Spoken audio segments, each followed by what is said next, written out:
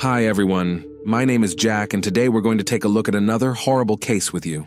Monday, September 14th, 2015, was remembered by 16-year-old Nolan Buchanan as the best day of his life. The day before, he had spent Sunday with his girlfriend. A traditional morning mass with his girlfriend's family, followed by a get-together with friends and a wonderfully romantic evening. Waking up on Monday morning, next to his favorite girl, the teenager felt like a free, successful, and influential businessman before whom the whole world is open. After all, he was now the owner of Buchanan Construction. The young man was going to inherit cars, a house, land, monetary assets, and made plans how he would manage the family business alone and certainly do it better than his father, who brought the company to bankruptcy.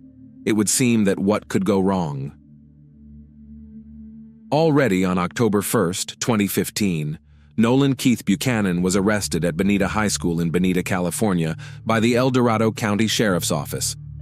Nolan was incarcerated at the Juvenile Treatment Center, JTC, in South Lake Tahoe until June 13, 2018, when an El Dorado County jury of 7 men and 5 women found Buchanan guilty of 3 charges. The jury took just 2 hours to reach a verdict. The young man was sentenced to 150 years in prison with the possibility of parole from the 25th year of his sentence. This is how his plan to take over the family business ended. Neighbors and classmates spoke of Nolan as a model kid and a good student. "As far as I know, he was a good kid," Bonita High School student Campbell Ruxton would later say in an interview. "He always cared about school. He seemed very kind. He was very nice. I'm even surprised he was arrested." But what really happened in the Buchanan family? Let's break down this horrific case in detail. Molly first met Adam Buchanan when she came to apply for a job at his firm as an office manager. By the time they met, Adam was already divorced and raising his son Nolan from a previous marriage on his own. Cheerful, sociable, and cheerful blonde immediately attracted the attention of the owner of the company. The interest was mutual. Molly fell in love, started a romance that turned into a serious relationship, and her move to Adam. Molly dreamed of a real, loving, friendly family and tried to build a wonderful relationship with her stepson. Soon she became pregnant. Gavin was born. People who knew the Buchanans claimed that they were a fairly close-knit family of 4. The head of the family, who owned a construction company, earned enough to ensure a comfortable life, and the family even purchased vacation property in El Dorado County, California. A small cabin sat on 19 acres in Greenwood, a rustic cabin with no electricity, water, sewer, or gas. Adam, who worked in construction, took an active role in remodeling the house, and the family began to visit there often. On September 13, 2015 at 10 a.m., members of the Garden Valley Fire Department responded to a wildfire in Greenwood Township in western El Dorado County, on Highway 193 between Cool and Georgetown. Upon arrival, they found the fire had destroyed 10 acres of the property. A cabin located on the property was still smoldering, but had burned to the ground. The fire department personnel observed charred remains in the ashes. The scene of the fire was not touched, and at 11 a.m. firefighters called the El Dorado County Sheriff's Office. No one had yet realized what was at the scene. Firefighters were almost certain that the victim of the wildfire was a pet trapped in the house. The arriving coroner was faced with a daunting task. The remains of the house were still smoldering, and there was no way to examine the inside of the house. They had to wait for the flames to finally die down and for the temperature to drop slightly.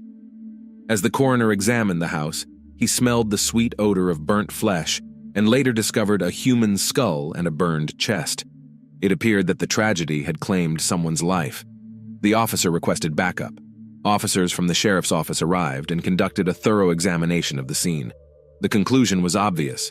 The small, secluded, and remote cabin was not the primary residence of its owners.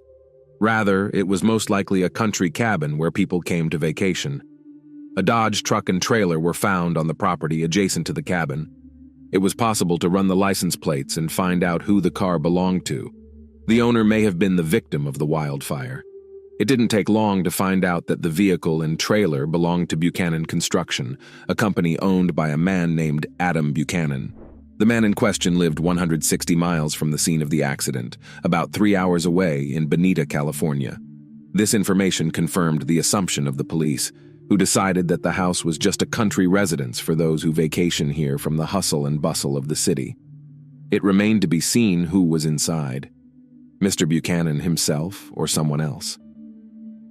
The name of the owner of the company gave the detectives their first clue, with which they began their investigation. The Bonita police officers were tasked with checking to see if all of Buchanan's family members were well and at home. They went to the correct address and were soon in the Buchanan's driveway, where they noticed a white Ford pickup truck. At a knock on the door, Adam's 16-year-old son from his first marriage came out. He greeted the uniformed officers with surprise and asked what brought them to him.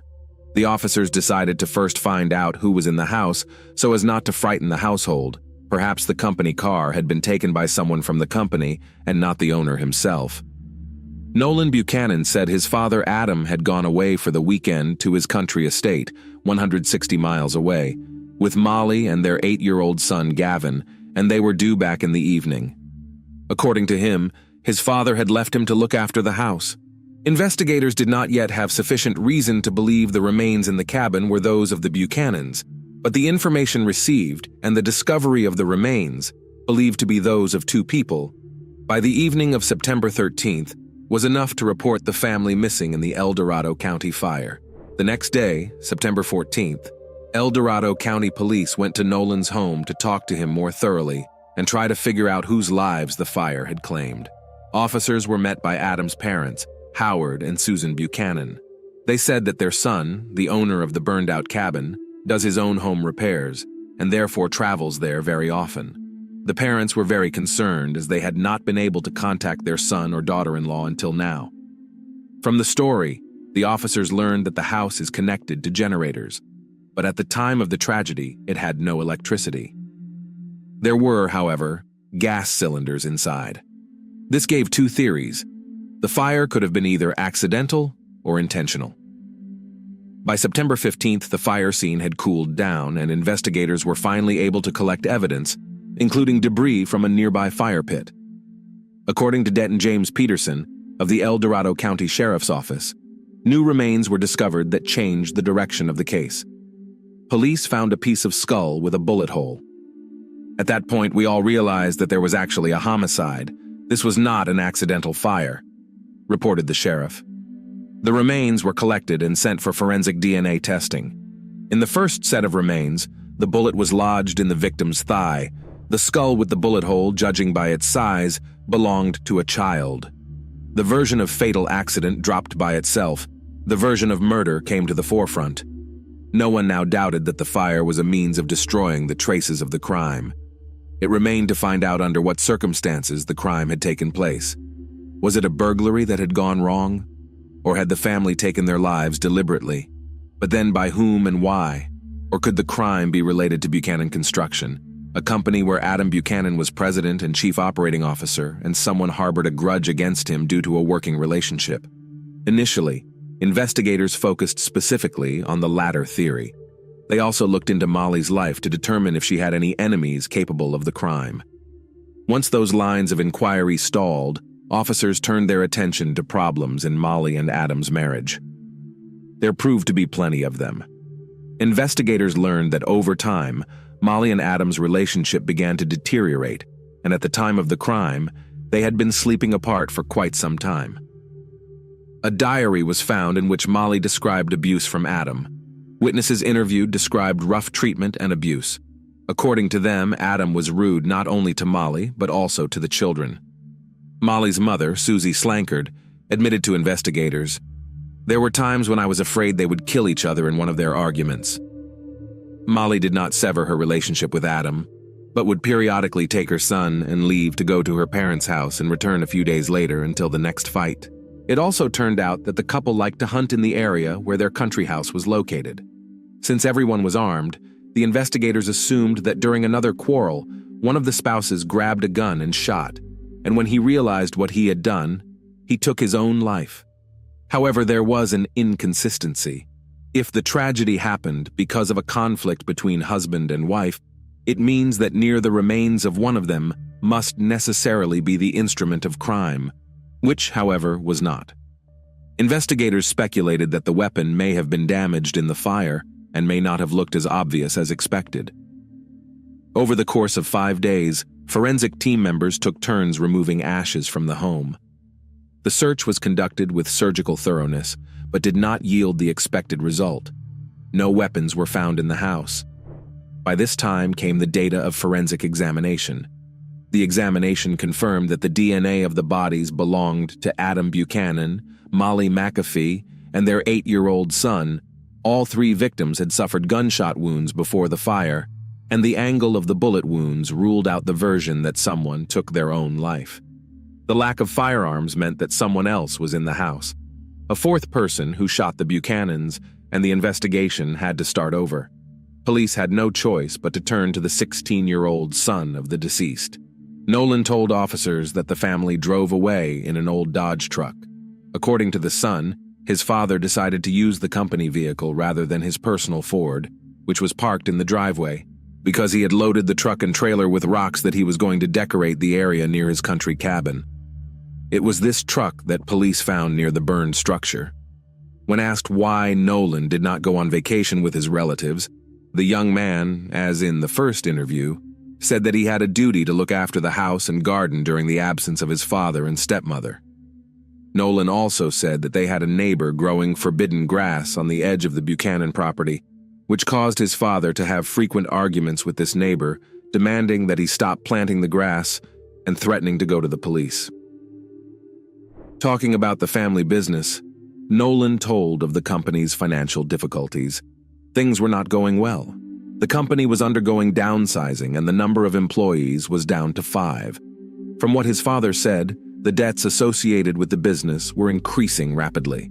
So now the investigation had a lot of useful information, and the detectives had a suspect, a neighbor, especially since in that area, violent crime was often linked to the cultivation of illegal herbs. Detectives felt that the threat of going to the police could have led to the murder of Buchanan and his family. The problem was, no one had any idea which neighbor they were talking about. Investigators canvassed the neighborhood, interviewing all the homeowners in a row. The tactic was successful. They found a man who confirmed the story of a quarrel with Adam over growing a forbidden crop. But according to him, after a sharp conversation, the conflict was over. The neighbor had an alibi, and another version turned out to be untenable. What remained to be dealt with was the financial crisis that had hit the family's business. On September 18th, the police visited Adam's company and interviewed the employees. Nolan's words were true. The company was in a sorry state. It was threatened with bankruptcy, as the amount of debts exceeded $30,000. Because of this, some employees were fired. It turned out that some of the former employees were extremely dissatisfied with the reduction and therefore could be involved in the crime. And that's where investigators got lucky. Over the weekend, the local high school organized a community cleanup day. The students were clearing debris from a business park just a mile from Adam's construction company. It was there on September 19th that a small purse with a wallet and identification cards belonging to Molly McAfee and Adam Buchanan was found under one of the bushes. A .22 caliber rifle was lying nearby. Detectives immediately went to the scene of the discovery. The county sheriff's office made a new assumption. The perpetrator had massacred the Buchanan family with the found rifle and, covering his tracks, had taken their documents from the crime scene. The discovery was important because it meant that someone had traveled all the way to Greenwood to kill the family and then returned to Bonita to dispose of the bag and murder weapon. It appeared to be a Bonita resident. The proximity of the evidence found to the location of Buchanan construction strengthened the theory that the boss was massacred by one of the disgruntled employees. Detectives sent the firearm and the bag of documents for examination, requesting a warrant to inspect the company's records and premises. Here, the investigators got lucky a second time. During the search, they gained access to a video surveillance camera installed on the firm's premises. By happy coincidence, the lens of the camera was directed not at the company's territory, but at the center of the parking lot. After this discovery, the case was just days away from being solved. Since it was already known that the family had gone out of town on Friday, investigators reviewed Friday's footage and were surprised to find that Adam had attached a trailer filled with rocks to a Ford F-150, not a Dodge truck as Nolan had told them. Detectives realized that the young man had deliberately manipulated the investigation. If the white Ford had towed the rock trailer to the cabin, then someone must have driven it back and parked it in the driveway of the Buchanan family home. Investigators re-interviewed Nolan, trying to keep him safe while getting as many details as possible. Nolan again recounted his weekend, where he had been, and who he had seen. Only this time they asked him what movie they had seen at the cinema, how he had paid for the shopping at the mall, and how he had paid for dessert on a date. The unsuspecting Nolan answered, with his father's credit card. The officers then applied for a warrant to search Buchanan's home in Bonita, search the vehicles, and check financial records. The Ford automobile was still parked in the driveway. It was closely inspected, and they noticed reddish soil sticking to the wheels, similar to that in Greenwood. If the Ford had been used for a trip last weekend or earlier, traces of soil might have remained, but they would not have been as obvious. Unfortunately, the fire had destroyed the wheel tread marks near the country house, but the dirt buildup indicated that the car had probably been to Greenwood recently. Detectives tracked the bank card payments and found that Adam Buchanan had used his credit card on Friday, September 11th, at fast food chain Taco Bell on his way to Greenwood. Nolan, on the other hand, claimed he stayed home, did not go with his parents, and had the credit card in his possession. Detectives went to the diner and checked the security cameras. They saw exactly what they expected, a white Ford instead of a truck. When detectives searched the Ford, they found a Taco Bell receipt dated September 11th that included not 3 but 4 drinks. Evidence collected at the scene of the fire similarly pointed to 4 drink cups. So Nolan was in the car? The next credit card transaction took place on Saturday, September 12th, at the Valencia Club bar in Penryn, about 30 minutes away from the cabin. Adam's parents had previously told detectives about the bar. They said their son and daughter-in-law liked to drop in there after renovations to the cabin. Security cameras recorded the time the couple left the bar, and traffic cameras on the highway helped track the couple's route. A Ford F-150 headed toward the Buchanan cabin around 2:30 a.m. on the day of the fire, and at 3:30 a.m. drove in the opposite direction. In the first instance, the camera captured Adam and Molly in the vehicle, and in the second, only Nolan. A few hours later, on Sunday morning, September 13th, Adam's credit card was used to pay at 3 of Bonita's establishments, Starbucks, McDonald's, and a gas station. The bank confirmed to investigators that Buchanan had only 1 bank card. The facts contradicted Nolan's stories. By this time, forensic results had come back. Nolan's fingerprints were found on the gun. He was arrested right in the middle of a high school class. Nolan Buchanan pleaded not guilty to the charges against him. He attempted to distort the story and claimed that it was his father who shot the family, after which he pointed a rifle at him, and he, defending himself, took the weapon away, accidentally shooting his father. Nolan insisted it was self-defense, attributing the fire and subsequent lie to a state of panic and extreme fright. That's why he took gasoline and set the house on fire to make it look like nothing had happened there. The defense continually focused the jury's attention on Adam's abuse of his own son and other family members. The medical examiner questioned the verdict because the bullet wound mark on a piece of Gavin's skull was consistent with a shot fired at nearly a 90-degree angle. Nolan, on the other hand, claimed that his and his brother's beds were next to each other, and they were simultaneously awakened by the noise and screaming. It was at the moment of awakening that Nolan allegedly saw someone enter the bedroom and shoot Gavin. The shooter then pointed the rifle at him, and Nolan miraculously managed to push the attacker away. Under this scenario, the shot would have been fired at about a 45-degree angle, which was inconsistent with forensic evidence. The prosecution came to believe that Nolan shot his brother when they were alone in the house while their parents spent time at a bar. After waiting for his father and stepmother to return, Nolan shot them as well. Judging by where the bodies were found, Adam was killed first, followed by Molly. Nolan then took the rifle, his parents' papers, doused the bodies with gasoline, and set the house on fire. Then he went home, met his girlfriend, and spent the day with her, creating an alibi for himself. On July 13, 2018, a jury found Nolan guilty of 3 counts of first-degree murder. As a result, he was sentenced to 150 years in prison with the possibility of parole after 25 years. Judge Kingsbury, in announcing the sentence, reflected on the verbal and physical abuse Nolan faced. On the testimony that Nolan massacred his brother because he didn't want him to go through the same horror or be forced to live with what his father had already managed to do to him. But as she did, she also listed facts about the premeditation of the crime and subsequent arson, the creation of alibis, and the plans to run the family business that Nolan had voiced to family members. The judge cited a failure to follow rules and deviant behavior noted by staff at the South Lake Tahoe Juvenile Treatment Center, where Nolan went after his arrest. "Everyone has the opportunity to change," Judge Kingsbury told Nolan.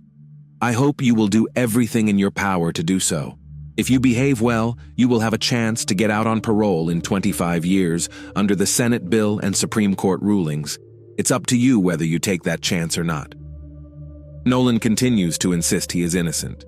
If he ever gets out on parole, he will have to pay a huge compensation to the victims. The amount of the payout is unknown at this time. Thanks for watching, guys. Jack was with you. Subscribe to the channel and don't forget to click the bell to not miss new stories from around the world. See you soon. Take care.